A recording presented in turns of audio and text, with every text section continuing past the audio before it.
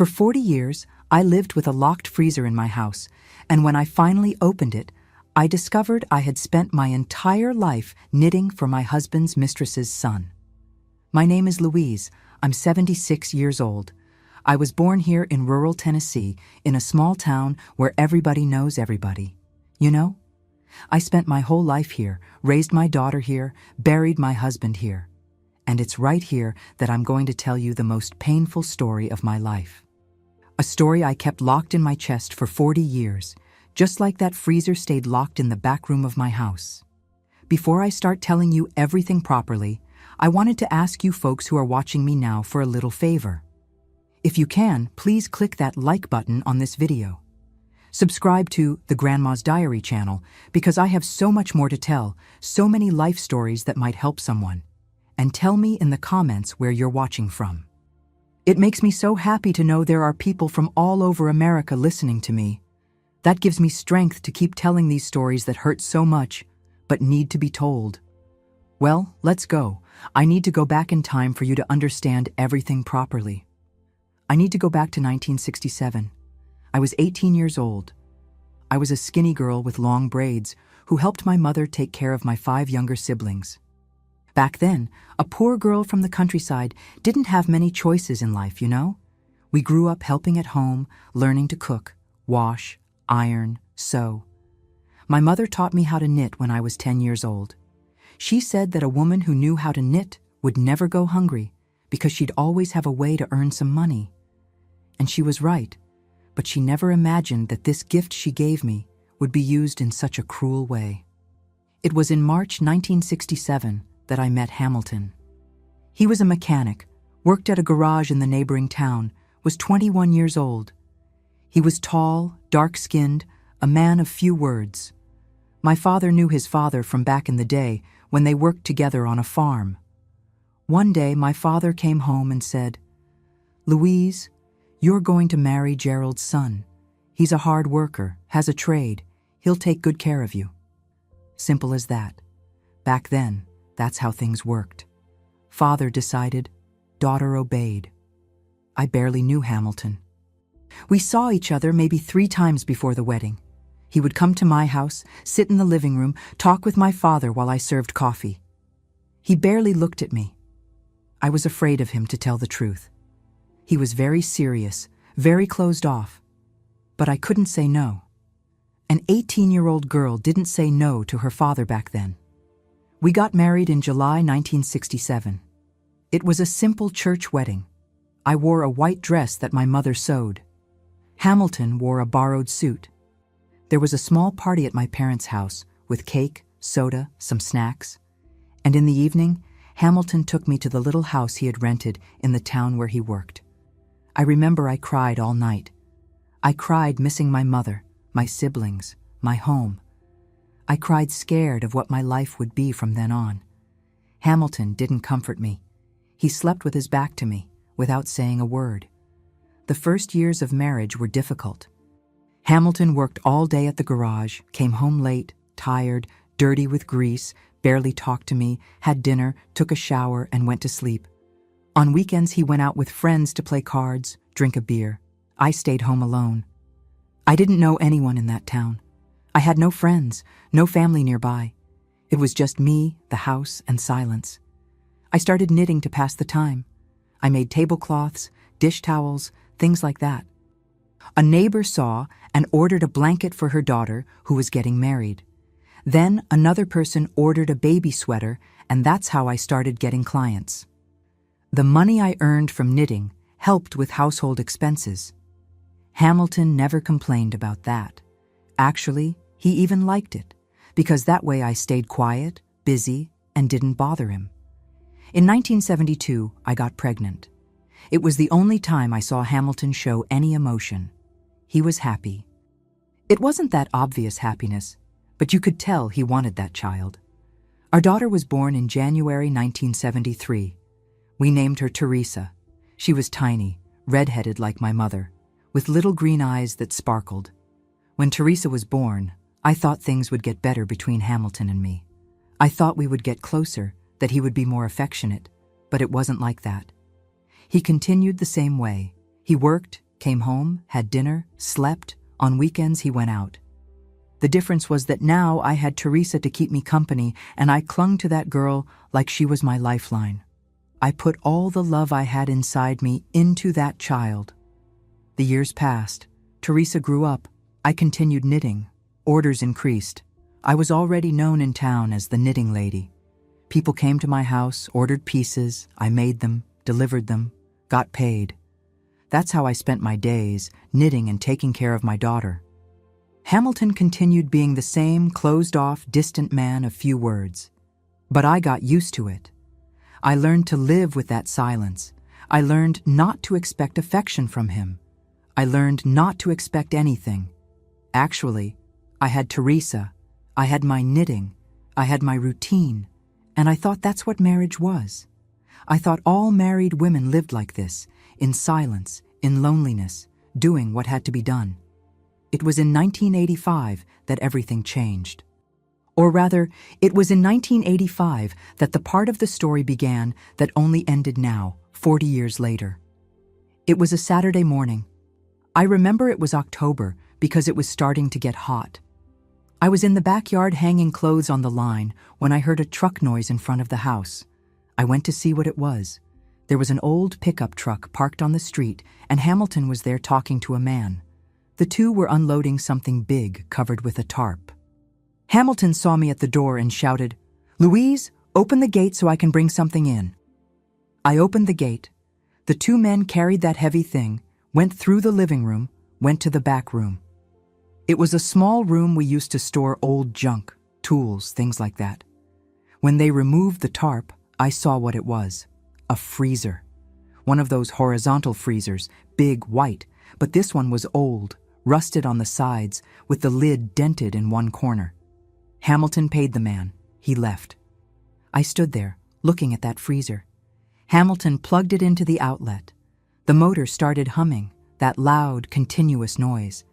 Then he looked at me with a face I had never seen. It was a mixture of anger and fear, and he said, very slowly, very seriously, "Louise, pay attention to what I'm going to say. This freezer here is mine. I'm going to store some of my things in here. Tools, garage parts, things like that. You will never, under any circumstances, open this freezer. Understand?" Never. I didn't understand. I said, "But Hamilton, why a freezer just to store tools? We don't even have a freezer to store food, and you bring one to store tools." He took a step towards me. His look was different, dangerous. "Did you understand what I said, Louise? You will never open this freezer. This is none of your business. These are my things, man things. You never put your hands on this." I felt scared. I stayed quiet. I nodded, yes. He left the room, came back with a big padlock, one of those for gates, and locked the freezer lid. He put the key in his pants pocket. From that day on, he walked around with that key hanging around his neck on a little chain. He showered with the key, slept with the key, never took it off. Teresa, who was 12 at the time, asked, "Dad, what's in that freezer?" Hamilton looked at her with that closed face and said, "My things are none of your business, and I don't want you or your mother near that room. Did you hear?" And that was it. The freezer stayed there locked, humming day and night. I heard that constant noise, especially at dawn when everything was quiet, that hum, hum, hum. I heard that noise for 40 years. I looked at that room and wondered what the hell was inside that freezer that was so important. But I never asked again, never tried to open it. Back then, a wife didn't question her husband. If he said not to open it, it wasn't to be opened. Simple as that. Even if it ate at me inside, even if I lost sleep thinking about what could be in there, I obeyed. As always, I obeyed. And life went on. The freezer there locked, humming, and me here knitting, taking care of the house, raising Teresa, not knowing that inside that freezer was stored the most painful secret of my life. The years passed, and that freezer continued there locked, making that noise that never stopped. I tried not to think about it, tried to focus on my life, my work, Teresa, but it was hard. Every time I passed near that room, my heart tightened. There was something wrong there. I felt it. But what could I do? Nothing. Absolutely nothing. Teresa grew up. She was a studious, intelligent girl. She finished elementary school, middle school. In 1989, she started working at a fabric store in town. She earned little, but helped at home. Hamilton continued working at the garage. I continued with my knitting. It was around this time, between 1977 and 78, that a different client appeared. I remember her well because she was very elegant. In a small country town, where women wore simple cotton dresses, flip-flops, she always appeared well-dressed. She wore knee-length skirts, good fabric blouses, low-heeled shoes. Her hair was always styled, pulled back in a bun. She wore red lipstick, something almost nobody used around here back then. Her name was Josephine. She knocked on my door on a Tuesday afternoon. I was knitting a blanket ordered by Mrs. Gerald, my neighbor. I answered the door and came face to face with that beautiful, perfumed woman smiling at me. "Are you Mrs. Louise who knits?" she asked with a soft, educated voice. "That's me," I replied. "Oh, good. People spoke very highly of your work. I wanted to order some pieces. Do you have time for us to talk?" I told her to come in. I offered coffee. She accepted. We sat at the kitchen table. She took out a little notebook from her purse and started writing. She said she wanted a large light blue wool blanket. She also wanted some baby sweaters, newborn size, one blue and one yellow. She wanted tablecloths, you know? Those well-worked crochet ones with flower designs. I wrote everything down. I asked when she needed them. She said she wasn't in a hurry. It could be in 2 months. I asked if it was for some party, some birthday. She smiled and said, "It's for someone very special to me." She didn't give more details and I didn't insist. A client is a client. It wasn't my business to know what she wanted it for. We agreed on the price. She thought it was fair. Didn't haggle. She paid half in advance right there in cash. She said she would come back to pick it up when it was ready. I wrote down her name, Josephine. I didn't write her last name because she didn't give it. She said goodbye, polite, and left. I started making her orders. I bought the light blue wool, the yellow wool, the thread for crochet. I spent days working on that. The blanket turned out beautiful. The sweaters turned out cute, tiny, delicate. The tablecloths turned out perfect. Josephine came back exactly 2 months later. She loved everything, took the pieces, examined them one by one, praised my work, paid the rest, and before leaving she said, "Mrs. Louise, I'm going to need to order more things. Do you mind if I come back?" "Of course not.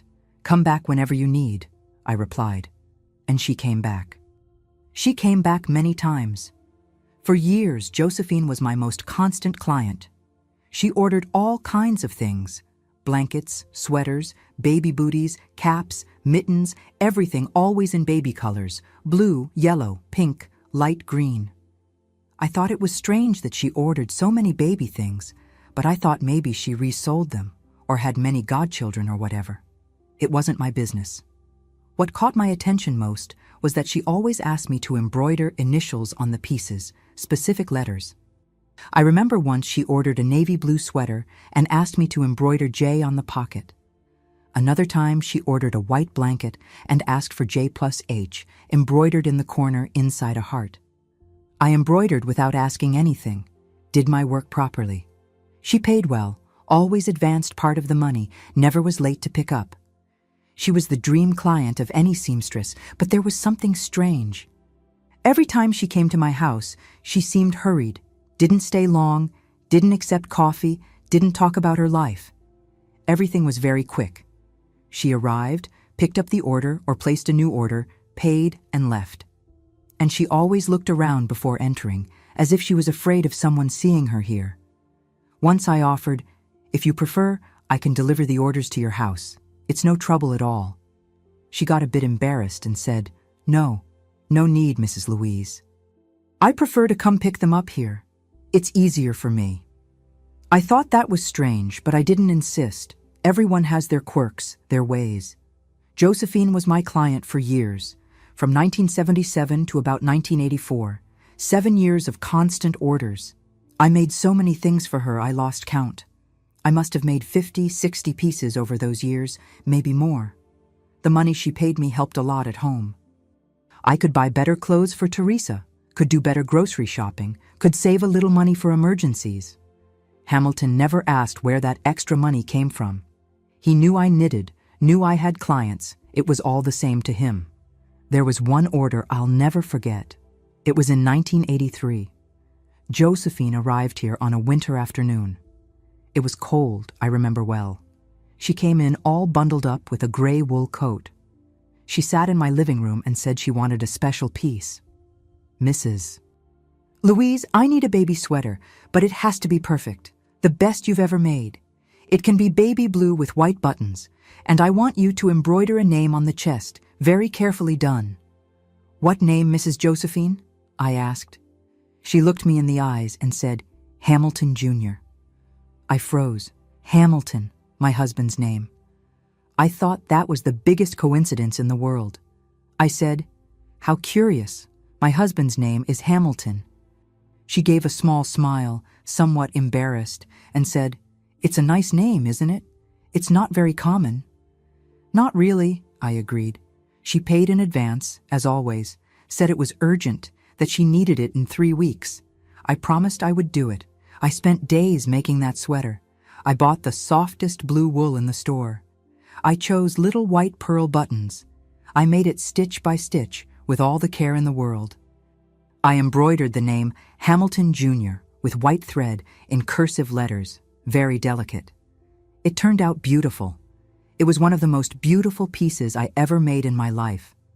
When Josephine came to pick it up, she held that sweater with so much care it seemed like she was holding something sacred. Her eyes were shining. She ran her hand over the embroidery slowly, as if she was caressing it. It's perfect, Mrs. Louise. Perfect. Thank you so much, she said with an emotional voice. I smiled. I liked when clients were happy with my work. She paid the rest, carefully put the sweater in a bag, and left. I stood there thinking it must be for a grandson, a nephew, some child very special to her. It never crossed my mind what the truth was. After that order, Josephine came back 2 or 3 more times, always ordering baby pieces, always asking to embroider initials, always hurried, always somewhat suspicious, and I always doing the work properly, without asking anything. Until in 1984, she stopped coming, simply stopped. I waited. I thought she was traveling, that she was busy, but a month passed, 2 months, 6 months, a year. She never appeared again. I was even worried. I thought maybe she had moved from town or something had happened to her. But I didn't know where she lived, had no way to look for her, and honestly, I had other clients, other orders. Life went on, but I confess I missed her orders, not just for the money, but because I liked making those delicate baby pieces. I liked embroidering those names, those initials.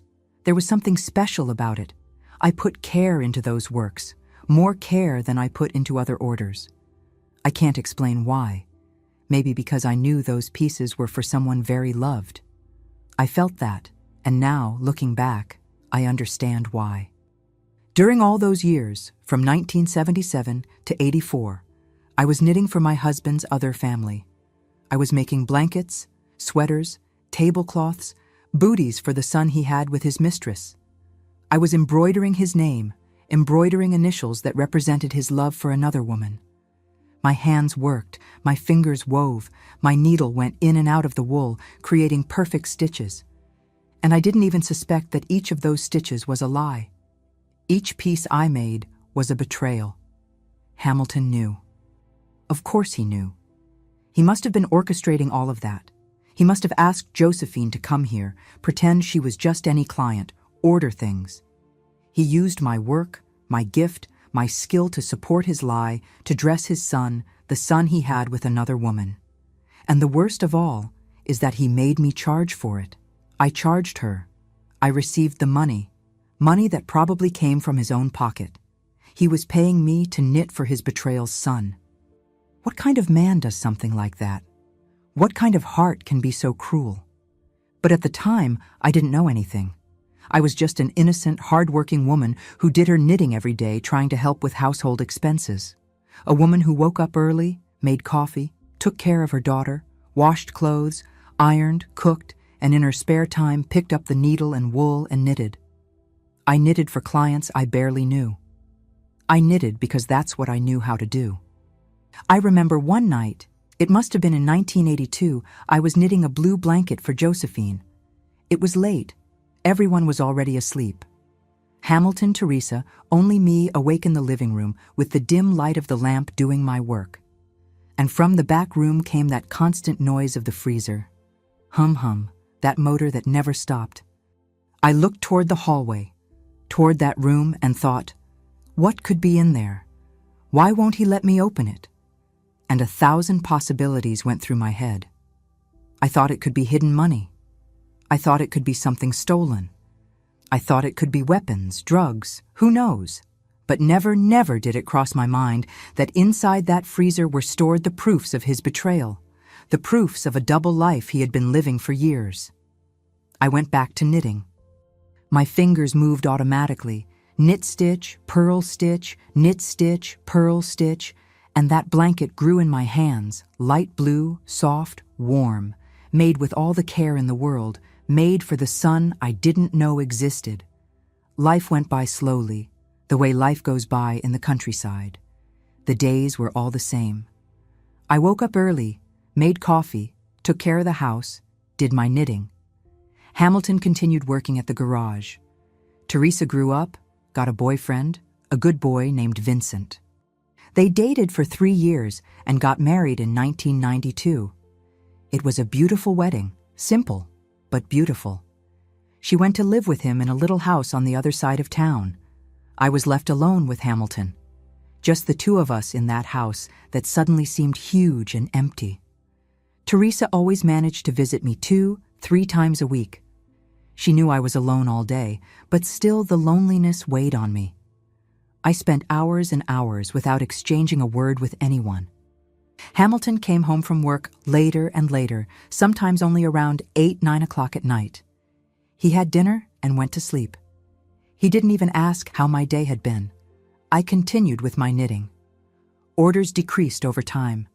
Younger people didn't want these knitting, crochet things anymore. They wanted clothes bought in stores. But I still had my faithful clients, older ladies, like me, who still valued handmade work.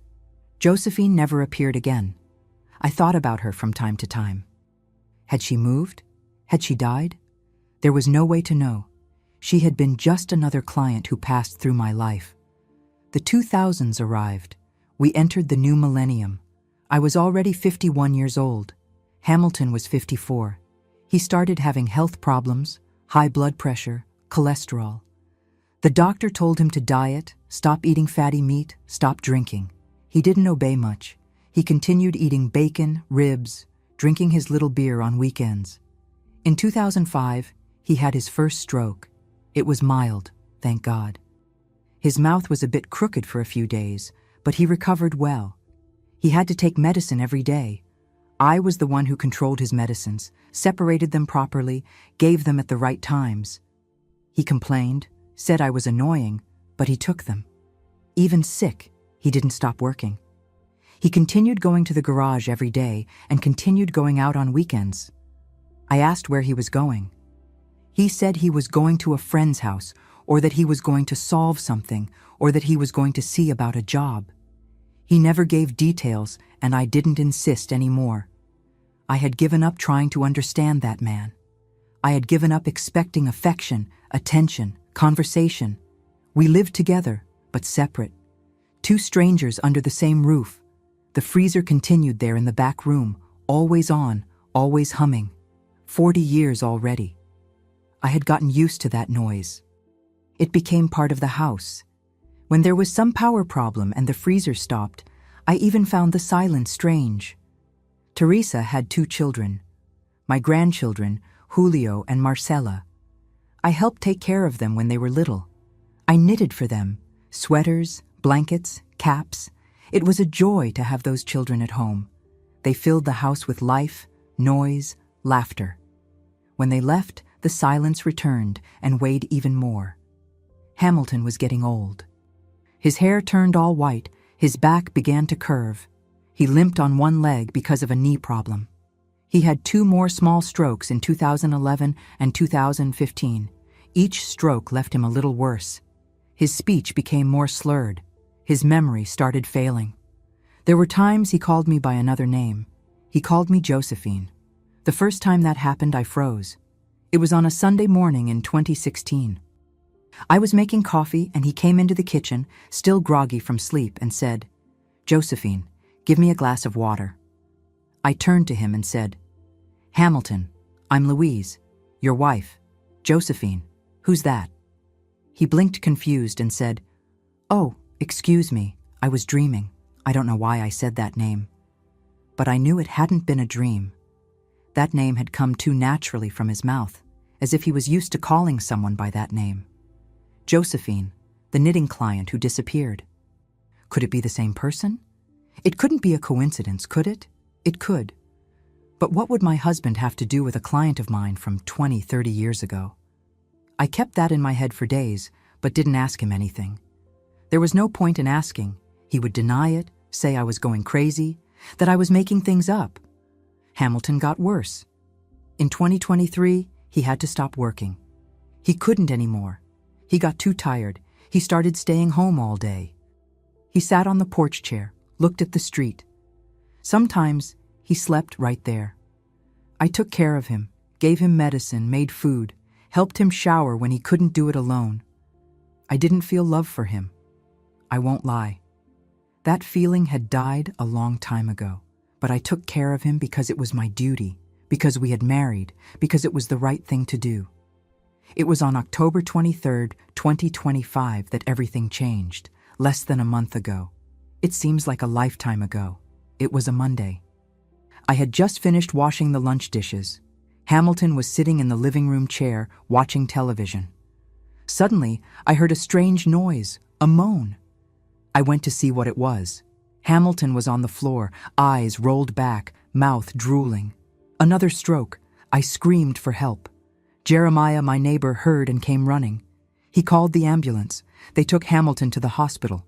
I went along. Teresa arrived soon after, desperate.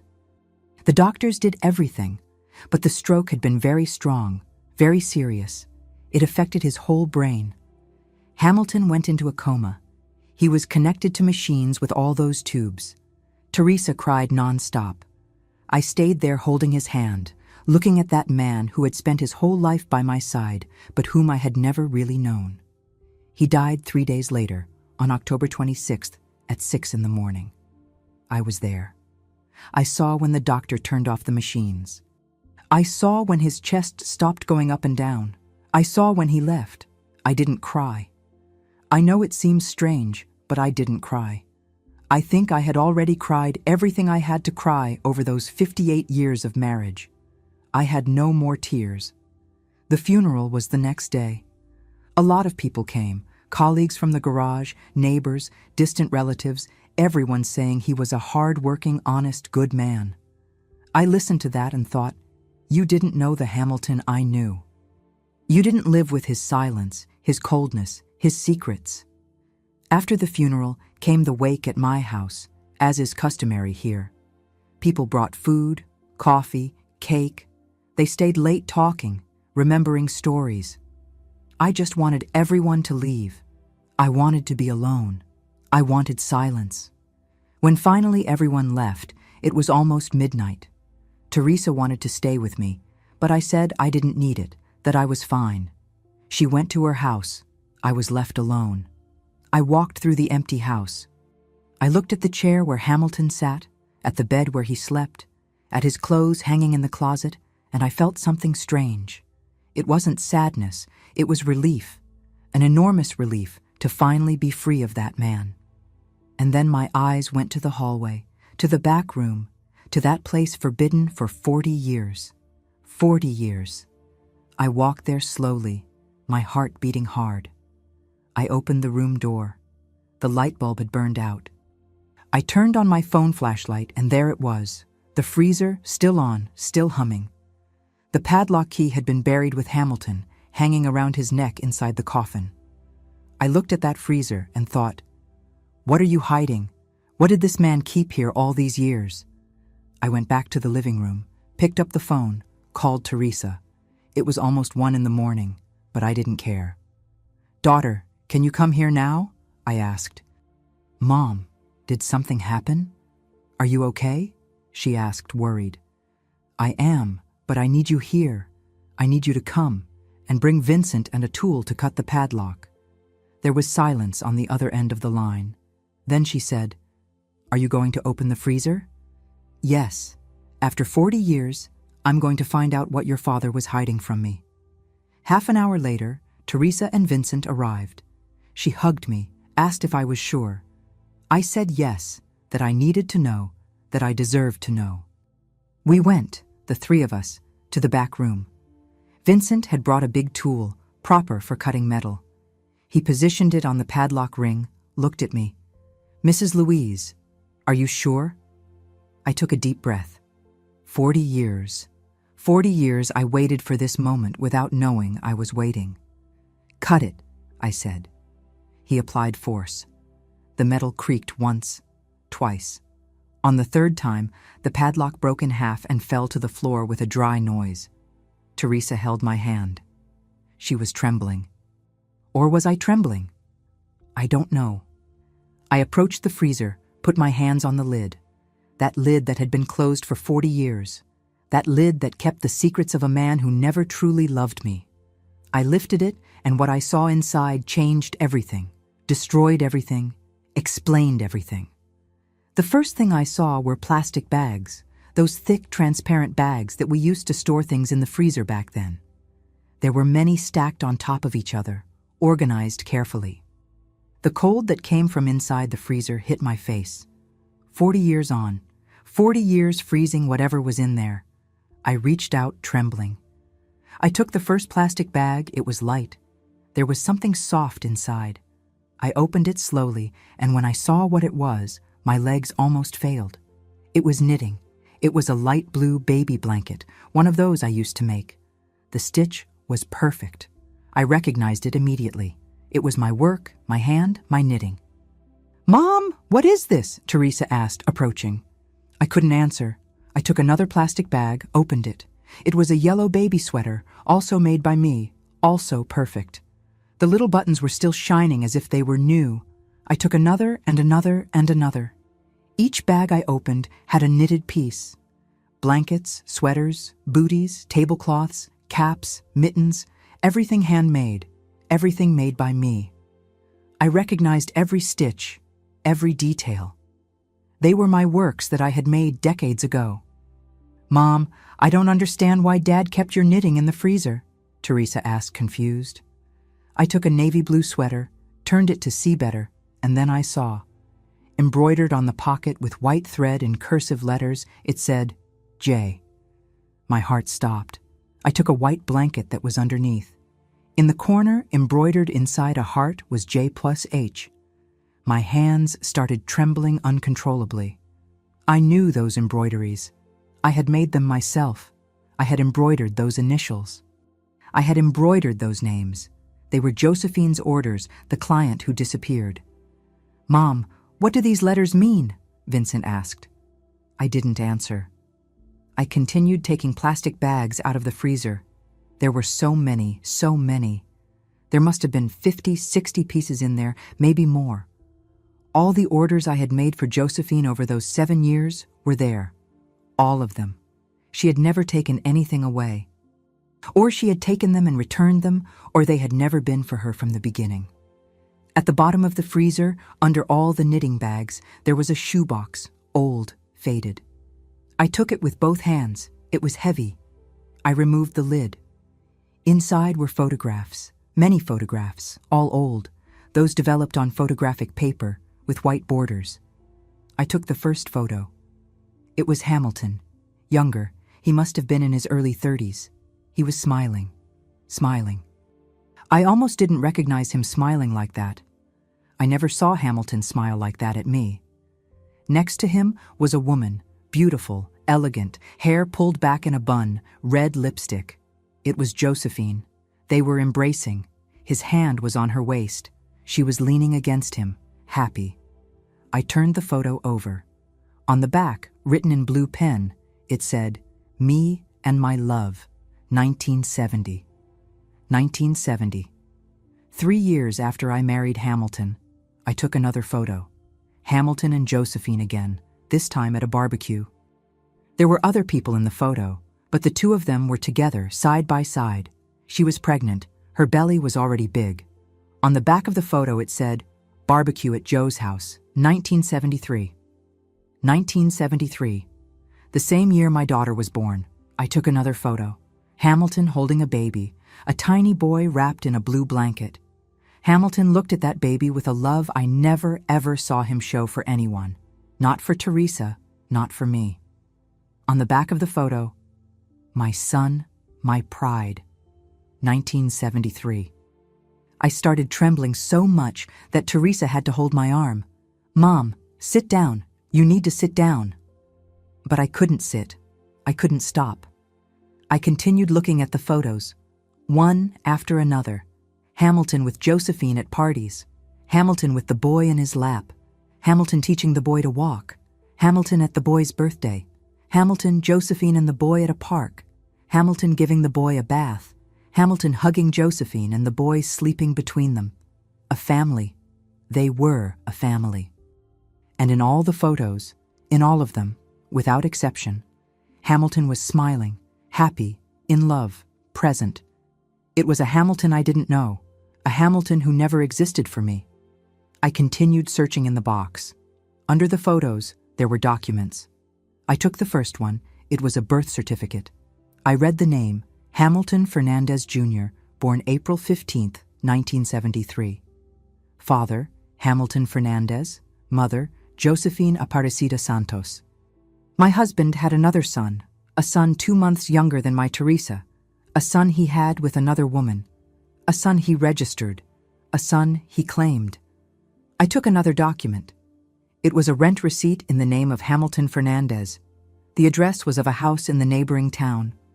Date, January 1974. He paid rent for a house for them, for his other family. There were more receipts, dozens of rent, electricity bills, water bills, all in his name, all from the same address, for years, for decades. There were little letters written in a child's handwriting. "Dear Dad, thank you for the present. I love you very much, Hamilton Jr." There were drawings, there were report cards, there was a graduation invitation. Josephine Aparecida Santos and Hamilton Fernandez have the honor of inviting you to the graduation of their son, Hamilton Fernandez Jr., Civil Engineering, class of 1996. His son graduated as an engineer, and Hamilton went to the graduation. While I was here alone at home knitting, he was there watching his son graduate. There were letters, love letters between Hamilton and Josephine. I read one. It was written in his handwriting, all crooked, full of grammar mistakes. "My love, Josephine, I know it's hard for us to live like this, hidden, but I love you. I love you, and I love our son more than anything in this life. You are the reason I wake up every day. When I'm with you, I'm happy. When I have to come back to that house, I die inside. But I promise that someday we'll be together for real. I'll figure it out. Wait for me, your Hamilton." The letter was from 1976. I read another and another. Dozens of letters, all declaring eternal love for her, all talking about their son with pride, all saying that one day he would leave everything to be with her. But he never left. He stayed with me not because he loved me, but because it was convenient, because I took care of the house, because I didn't cause trouble, because I was invisible. I took one more photo. It was deeper in the box. It was recent. It must have been from 10-15 years ago. Hamilton was already old, white hair curved back. He was sitting in a chair, and next to him was Josephine, also old, with all gray hair. And on the other side was a man about 40 years old, tall, who looked like Hamilton. It was the son. The three of them were together smiling. On the back of the photo it said, "Last photo with my love before she departed. Rest in peace, Josephine. I will love you forever. 2014. She had died in 2014. And Hamilton had kept that photo, the last photo, with her. I dropped the box on the floor, the photos scattered. I looked at all that, at the knitting bags, at the photos, at the documents, at the letters. 40 years. 40 years of lies, 40 years of betrayal, 40 years of double life. And then I understood. I understood everything. Josephine was never my client. She was the woman Hamilton loved, and he figured out a way to make me knit for his son. He must have asked her to come here, pretend she was ordering pieces, pay me with money he himself gave her. And I, innocent, did everything. I embroidered his son's name, I embroidered his initials with her. I made sweaters, blankets, tablecloths. I put love into those works and delivered everything to my husband's mistress. I worked to support his betrayal. My hands made little clothes to dress the son he had with another woman, the son he loved, the son he watched grow up, the son he saw graduate as an engineer. Meanwhile, my daughter, Teresa, barely received a look from him. He never went to a school meeting for her, never helped her with homework, never played with her, never gave affection, because all his love was saved for the other son, for the son he had with the woman he really loved. And the worst of all, the cruelest of all, he kept everything in the freezer, kept the little clothes I made, the photos of him happy, the love letters, the documents, kept everything frozen for 40 years. He couldn't throw it away because it was too important to him. They were the proofs of the love of his life, of his son, of his real family, but he also couldn't leave them anywhere else because I might find them. So he locked everything there in the freezer, frozen, preserved forever, and forbade me to open it, threatened me, controlled me. For 40 years. 40 years I heard that freezer hum. 40 years I wondered what was inside there. 40 years I lived with his secret locked a few meters from me. "Mom!" Teresa's voice brought me back. She was crying, holding one of the photos, the photo of Hamilton with the boy in his lap. "Mom, he had another son. Dad had another son." I looked at my daughter, at my Teresa, who spent her whole life trying to win the love of a father who never really looked at her, because his love was all invested elsewhere. And then, finally, after not crying at the wake, after not crying at the funeral, after spending 3 days holding everything in, I broke down. I fell to my knees on the floor of that back room and cried. I cried like I had never cried in my life. I cried for me, for the deceived woman, for the used woman, for the invisible woman I was for 58 years. I cried for Teresa, for the rejected daughter, for the daughter who never understood why her father was so cold. I cried for the lost years, for the love I never received, for the life I never had. I cried until I had no more tears, until I had no more voice, until I had no more strength. And when I finally stopped, when I finally could breathe again, I looked at that empty freezer and thought, now I know. Now I know everything. But did I want to know?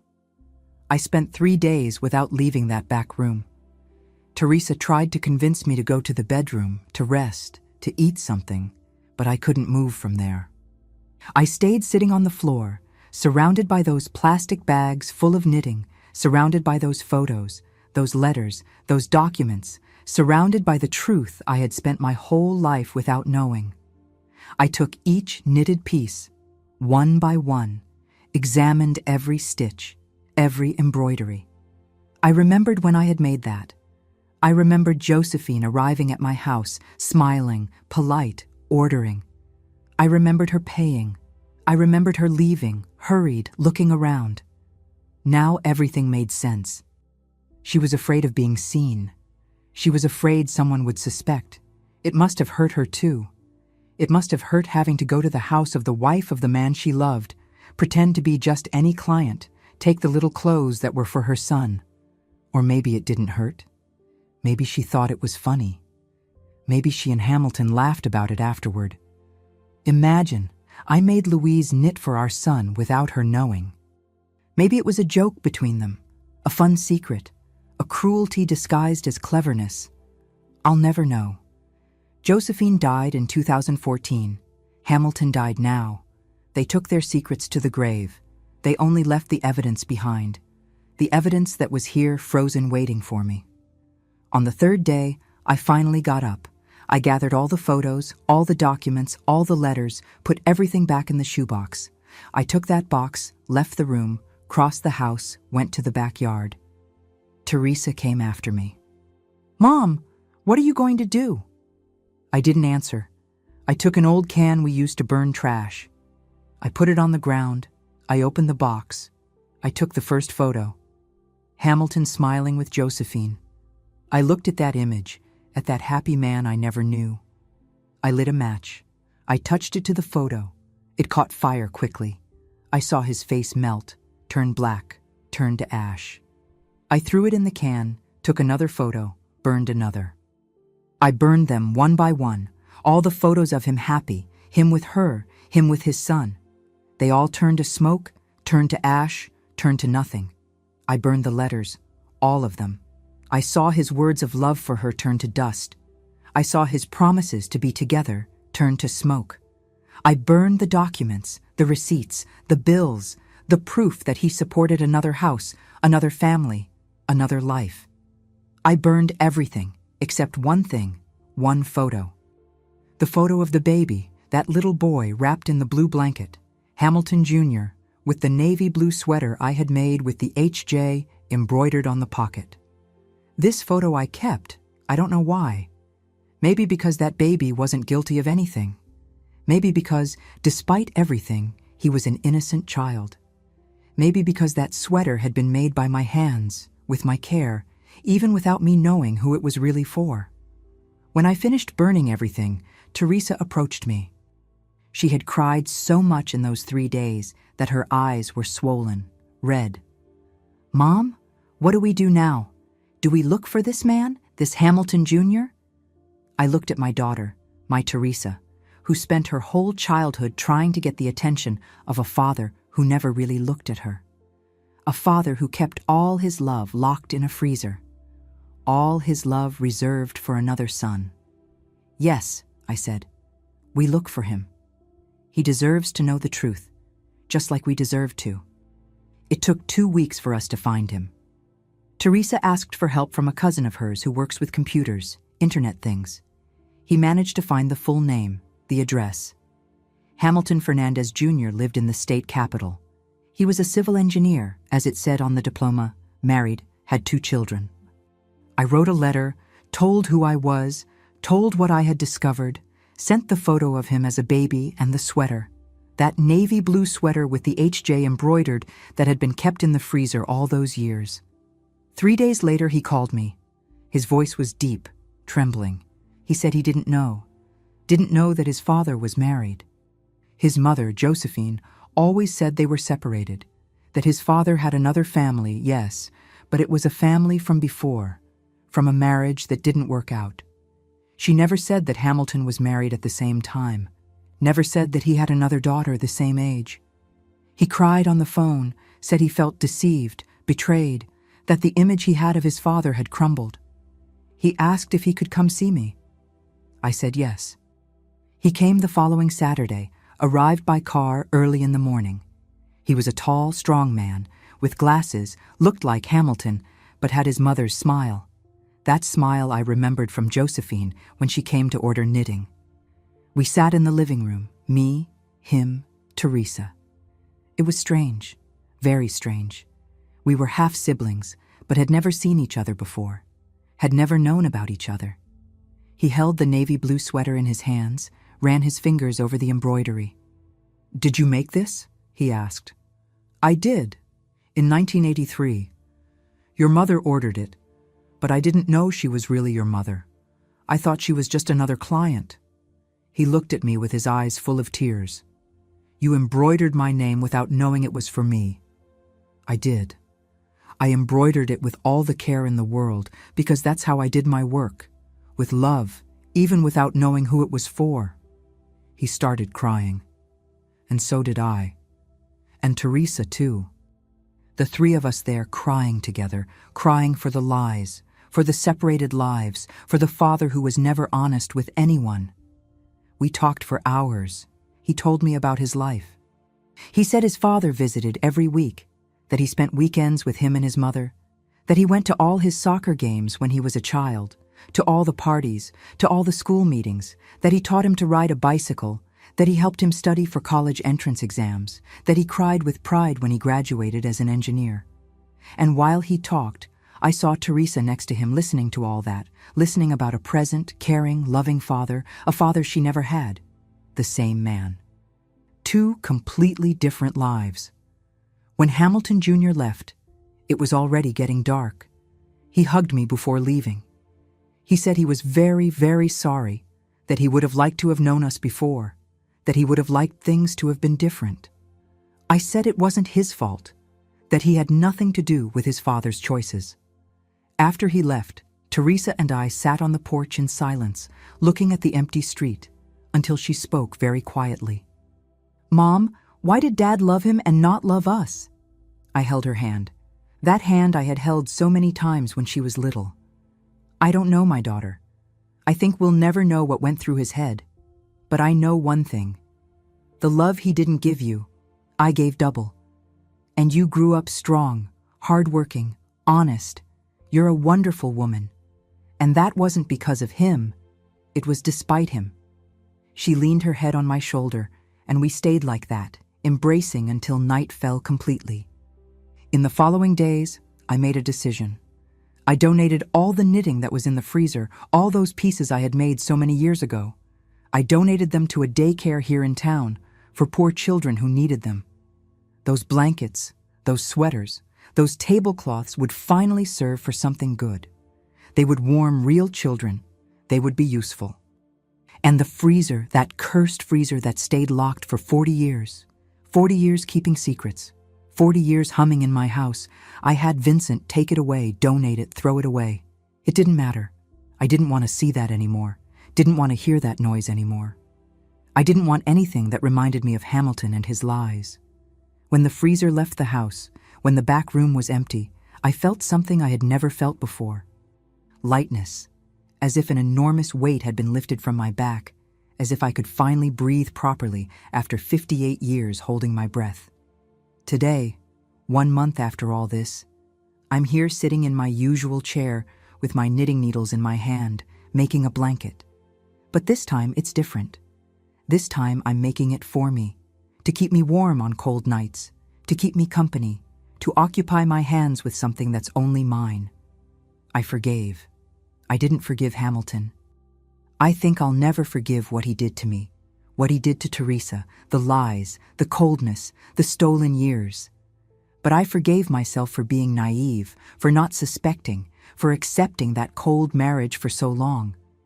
I forgave myself for all that. And you know what I learned from this whole story? I learned that we can spend our whole life next to someone and not really know them. I learned that keeping a secret is like poison. It corrodes from the inside until it destroys everything. I learned that a locked freezer will always have something that shouldn't be there, but I also learned that we're stronger than we imagine, that we can survive terrible discoveries, that we can get up even when everything collapses, that forgiveness isn't about the other person, it's about ourselves, about releasing the weight, about moving forward. Today, I'm 76 years old. I've been a widow for a month. I discovered a month ago that my marriage was a complete lie, but you know what? I'm free. Free from the man who never loved me. Free from the secrets. Free from the freezer that hummed every night. Free to live what's left of my life the way I want. I don't know how much time I still have. Nobody knows. But the time I have, I'm going to live being true, being whole, without keeping anything locked away, without hiding anything, without accepting crumbs from anyone. Because I'm tired. Tired of living halfway. Tired of being invisible. Tired of knitting for others while I myself was unraveling inside. So, if you who are listening to me now are living a life that doesn't make you happy, if you're accepting less than you deserve, if you're keeping grudges, keeping pain, keeping secrets that hurt you, I tell you one thing: open the freezer. Whatever is locked in your life, open it, face it, cry if you need to, scream if you need to, break if you need to, but then get up and free yourself. Because keeping things frozen inside us doesn't solve anything, it just freezes the pain. But it's still there intact, preserved, waiting for the day you'll have the courage to open it and look it in the face. I took 40 years. Don't take as long as I did. Life is too short for us to live imprisoned by other people's secrets. Open your freezer, thaw your pain, and free yourself, because I finally freed myself. And I can tell you one thing, with all the certainty in the world, after 76 years living locked up, I'm finally free. Finally, I own my own life. Finally, the noise I hear inside the house is just silence. And this silence, for the first time in my life, is beautiful. It's mine. It's peace. And I'm going to enjoy every second of this freedom I've conquered, because I deserved it. I always deserved it. I just took a lifetime to understand that. Before I say goodbye to you, I wanted to ask you for one little thing. If this story touched your heart in some way, if you were moved, if this helped you somehow, please click the like button down there. Subscribe to the Grandma's Diary channel to hear more of my stories, because I still have so much to tell. And tell me in the comments, do you also have some locked freezer in your life? Some kept secret that needs to be opened? I'll read all the comments. You're not alone. A kiss to each of your hearts, and remember, freedom is worth it. It's always worth it.